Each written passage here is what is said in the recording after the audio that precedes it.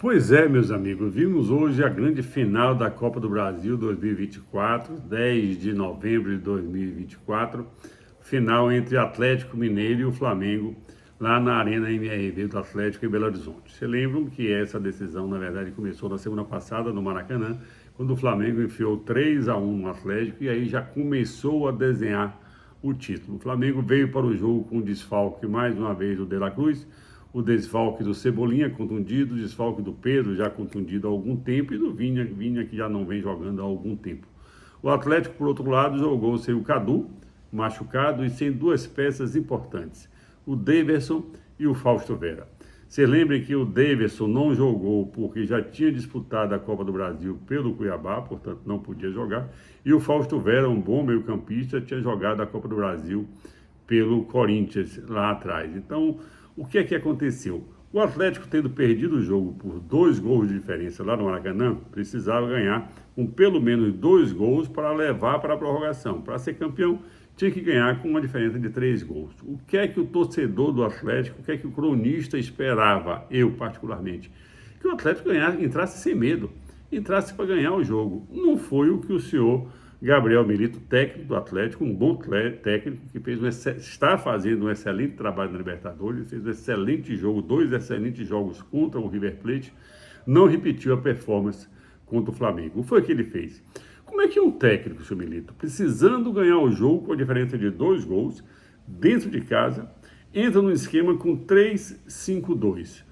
Um 3-5-2, onde ele jogou com o Lianco, com o falso lateral direito, na verdade era um terceiro zagueiro, quando o Atlético era atacado ele recuava para formar a trinca de zagueiros com o Júnior Alonso e com o Bataglia, o Scarpa fazendo às vezes de ala pela direita, o Alana fazendo às vezes de ala pela esquerda. No meio de campo, o Zaracho, o Otávio substituindo o Fausto Vera e o Alan Franco.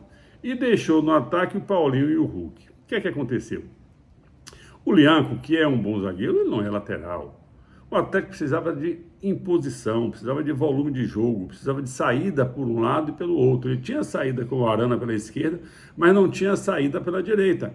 Porque, embora o Scarpa se esforçasse muito e começou o jogo fazendo bons cruzamentos da direita para a esquerda, cruzando com a perna esquerda, ele não tinha o apoio do Lianco. Faltou um apoio importante para o Atlético. E faltou também um centroavante. Porque nos 2 jogos que o Atlético fez contra o River Plate, vocês lembram que o Davidson foi peça fundamental. Por que o Davidson foi peça fundamental? Porque ele ocupava os zagueiros e abria espaço para o Paulinho e para o Hulk. Os dois concatenavam, chegando junto com o meio de campo, chegando com os laterais para poder levar a bola para o Davidson.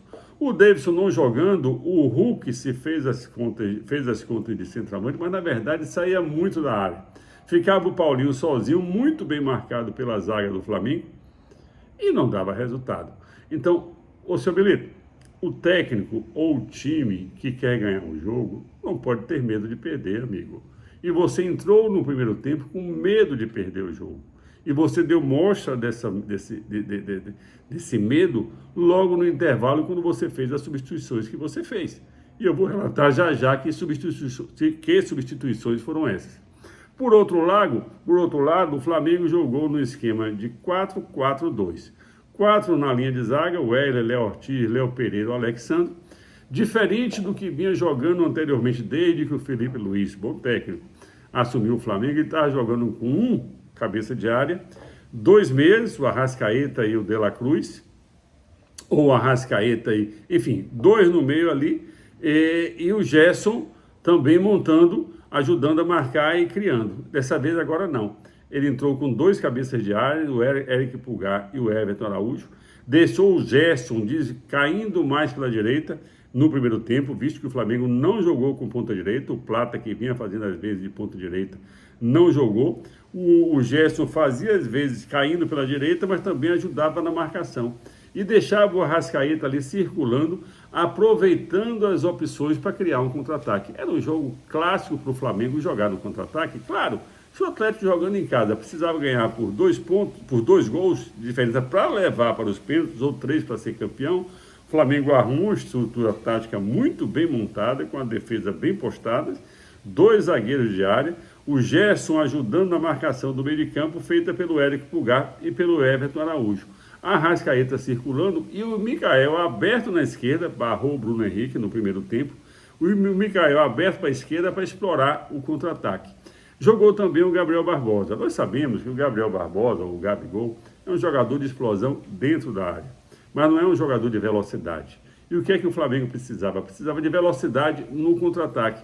E isso faltou no primeiro tempo. Então, o primeiro tempo foi um jogo bem jogado, Logo aos 3 minutos, o Arrascaeta lançou o Gerson, uma ótima oportunidade para uma excelente defesa do Everton, que, na minha opinião, com 8 defesas fundamentais, impediu uma goleada, uma lavagem do Flamengo contra o Atlético, principalmente no segundo tempo, quando o Flamengo começou a explorar muito bem os contra-ataques com a entrada do Bruno Henrique. No intervalo, o senhor Gabriel Milito reconheceu que fez bobagem, que entrou com o time mal escalado e logo no intervalo ele fez 2 substituições.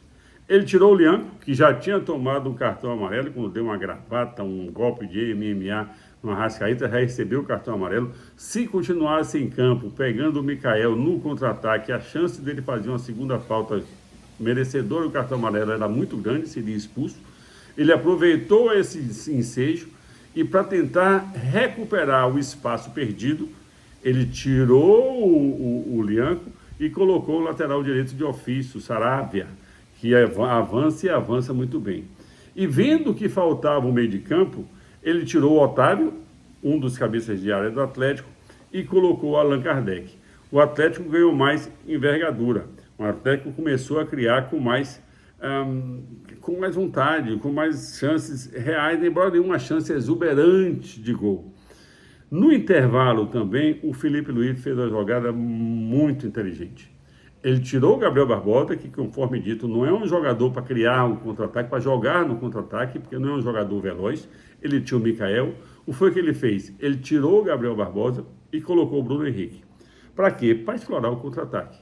E deu mais do que certo. Ele deixou o Bruno Henrique mais avançado, recuou um pouco o Michael para ajudar no meio de campo, mas também para puxar o contra-ataque. Aí o Flamengo deslanchou, meu amigo. O Flamengo deslanchou. Mesmo assim, o Felipe Luiz percebeu que o Atlético também cresceu com a entrada do Allan Kardec e com a entrada do Saravia. O que foi que ele fez? Outra atitude correta do técnico do Flamengo. Ele reforçou a zaga do Flamengo. Ele tirou o Arrascaeta, que provavelmente deve estar jogando contundido, e colocou o Fabrício Bruno para poder reforçar, fechar a casinha lá atrás. E conseguiu com muita galhardia. Parabéns ao Felipe.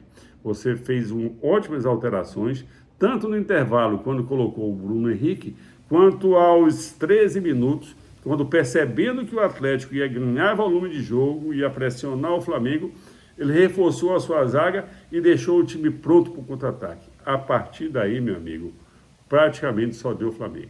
Aos 17, uma ótima defesa do Everton, um lance do Bruno Henrique, que perdeu um gol de cara. No contra-ataque, o Rossi ligou, fez um tiro de meta, o Alexandre deu a casquinha, o Bruno Henrique sozinho tentou encobrir o Everton foi lá e segurou. 3 minutos depois, o Wesley lança para o Bruno Henrique. Na disputa com o Saraiva, a bola sobrou para o Michael. O Michael tentou driblar o Everton, que de forma milagrosa evitou mais um gol. E as coisas foram se sucedendo. Aos 21, o Gerson lançou o Michael, o Bataglia tirou.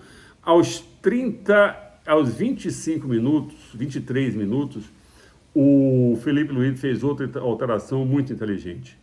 Ele tirou o Michael, que não vinha produzindo muito, e colocou o Plata. Esse equatoriano é um jogador forte, técnico, veloz, que deixou a defesa do Atlético completamente desbaratada. Logo aos 39, o Plata invadiu pela direita, cruzou no segundo pau, o Alexandre sozinho finalizou, mas Everton fez mais outra defesa salvadora. E aí começou um tiroteio do Flamengo contra a defesa do Atlético. Essa aconteceu aos 34. Aos 36, o Gerson chutou. No desvio, o Plata cabeceou por cima do Everton. O Everton não pegou, mas com grande perigo para o seu gol, saiu. E aos 37, num contra-ataque fulminante, o Bruno Henrique lançou para o Plata. O equatoriano driblou o Saraiva, um drible desconcertante, invadiu a área e tocou na cobertura do Everson, gol do Flamengo, sacramentando o título. A vitória ainda não, porque tinha apenas 37 minutos, ainda faltava 8 e mais um desconto. Mas o título estava sacramentado, porque a gente não conseguia ver o Atlético chegar, mesmo com todas as modificações que o seu Benedito fez. O Benedito colocou 5 atacantes.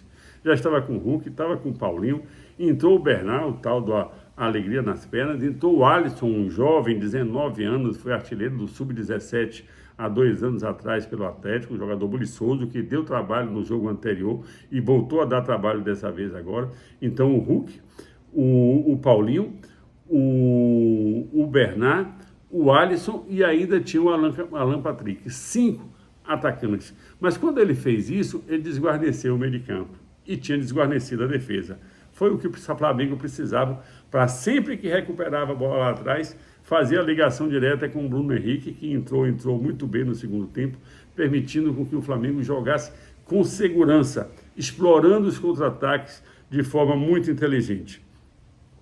Aos 38, 39 minutos, ainda para reforçar ainda mais a defesa, o Flamengo já estava ganhando por 1-0, o Felipe tirou o Léo Pereira, colocou o Davi Luiz dando mais consistência.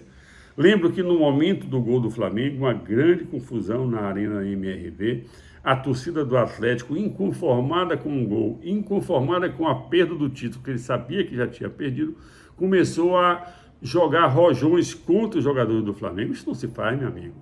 Torcedor do Atlético, venhamos e convenhamos. Vocês souberam comemorar, vocês souberam ganhar do River Plate, então torcida que sabe ganhar tem que também saber perder. Vocês não mereceram ganhar nem o jogo do Maracanã, domingo passado, nem o jogo de hoje. E é por causa disso que vai agredir os jogadores adversários? Eles não são seus inimigos, eles são adversários de momento. E não tem que ser agredido por torcedor. Torcedor não, são vândalos. Alguns desses que estavam no estádio são verdadeiros marginais, vândalos, que atacaram de forma covarde, porque não tinham chance de se defender, os jogadores do Flamengo. Da mesma forma que a torcida do Flamengo, que foi para Belo Horizonte, nem todos conseguiram entrar. E é lógico, é fácil de entender. Haviam 10 mil ingressos para a torcida do Flamengo. Teve torcedor do Flamengo que foi para Belo Horizonte sem ingresso. Como é que você vai entrar no jogo 2 se você não tem ingresso? Tentaram arrombar o portão, a polícia foi chamada, assaltaram gente nos arredores da MRV, agrediram torcedores do Atlético, dispararam rojões contra torcedor do Atlético. Esses também não são torcedores, são indivíduos que não são boas pessoas, são marginais, que são travestidos de torcedores, tanto da parte do torcedor do Flamengo, que fez isso antes de começar o jogo, quanto da parte do torcedor do Atlético, que agrediu os jogadores do Flamengo na hora do gol do Flamengo e tentaram uma invasão de campo ao final do jogo, inconformado com a derrota do seu time. Que torcida é essa? Só sabe ganhar? Não sabe perder? Merece ser julgado, merece ser punido. Não só os torcedores, que devem ser identificados e devem ser punidos, e a melhor punição para esses torcedores, só CBF, é excluí-lo dos campos de futebol por pelo menos 5 anos. Mas também merece punição o Atlético Mineiro. Por quê? Como é que você permite, numa decisão como essa, que um torcedor adentre o estádio com rojões para disparar contra a torcida ou contra o jogador do adversário? Não, imperdoável. É preciso que se identifique e que se dê uma punição exemplar, para que isso não fique soando a impunidade, que é o que campeia no futebol brasileiro. Mas enfim, o Flamengo fez o gol aos 37 minutos, depois da confusão as coisas acalmaram um pouco, mas o Flamengo não acalmou. Aos 46, em outro ótimo contra-ataque, o Pulgar lançou o Bruno Henrique, esse invadiu a área, tocou para o L, para outra grande defesa desse ótimo goleiro Everson, e ainda não tinha acabado, quando aos 51, em uma falta batida pelo Davi Luiz, no canto esquerdo, o Everson foi lá e fez mais outra ótima defesa. No final, Flamengo 1, Atlético 0, no placar dos 2 jogos, Flamengo 4, Atlético 1, inapelável, Flamengo com muita justiça, pentacampeão da Copa do Brasil, já havia ganho o título em 1990, em 2006, em 2013, em 2020 e agora em 2024. Então, na história da Copa do Brasil, o clube que teve o maior número de títulos até agora foi o Cruzeiro, com 6 títulos, vindo logo atrás o Flamengo e o Grêmio com 5 títulos, seguido pelo Palmeiras com 4 e pelo Corinthians por 3. Hoje marcou a despedida, o último jogo enquanto decisão do Gabriel Barbosa. Eu quero assim dar os parabéns para 3 jogadores do Flamengo, desse conjunto de jogadores que o Flamengo tem hoje. Quem são eles? O Arrascaeta, o Bruno Henrique e o Gabriel Barbosa, o Gabigol. Por que eu estou dando parabéns para ele? Porque esses jogadores conquistaram, cada um deles, 13 títulos pelo Flamengo e se juntaram aos 2 maiores ídolos do Clube de Regata do Flamengo. Quem é o maior ídolo do Clube de Regata do Flamengo? O Zico. E logo a seguir, na minha opinião e na opinião de muitos, o Júnior. Tanto o Zico quanto o Júnior ganharam, na sua história no Flamengo, 13 títulos pelo Flamengo. Aí estava Campeonato Carioca, Campeonato Brasileiro, Campeonato Libertadores e o grande Campeonato Mundial contra o Liverpool, 3-0 lá em Tóquio. Muito bem, Zico e Júnior conquistaram 13 títulos, mas o Arrascaeta, o Bruno Henrique e o Gabriel Barbosa também completaram com o título de hoje 13 títulos para o Flamengo, Campeonato Carioca, Campeonato Brasileiro, Libertadores, Copa do Brasil. Parabéns a vocês, são merecedores. Foi o último jogo, segundo o próprio Gabriel Barbosa. Não foi o último jogo dele pelo Flamengo, mas foi a última decisão a ser disputada, porque ele está saindo do Flamengo no dia 31 de dezembro e já sai na mídia que estará jogando a partir do próximo ano pelo Cruzeiro. Então, assim, uma premiação, parabéns ao Flamengo, parabéns à nação rubro-negra, parabéns aos jogadores do Atlético, que se comportaram de forma adequada, perderam o jogo, mas faz parte do jogo, mas não dou parabéns à torcida do Atlético.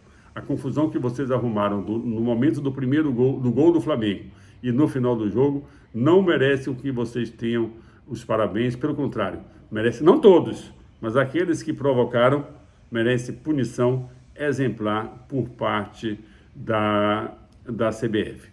CBF essa que pagará uma premiação de 73 milhões e 500 mil reais para o Flamengo, não é pouca coisa, né? E o Atlético, como vice-campeão, embolsará 31 milhões e 500 mil reais. Então, parabéns ao Flamengo, mais uma vez, parabéns à torcida do Flamengo, parabéns ao Everson, um excelente goleiro que com 8 defesas importantíssimas evitou uma goleada histórica nessa final da Copa do Brasil, dentro da Arena MRV, contra o Flamengo. E parabéns ao Felipe Luiz, que é um rapaz jovem, começou a carreira recentemente, mas mostrou através de mudanças táticas e orientações ao seu time que tem um bom futuro pela frente e que assim seja.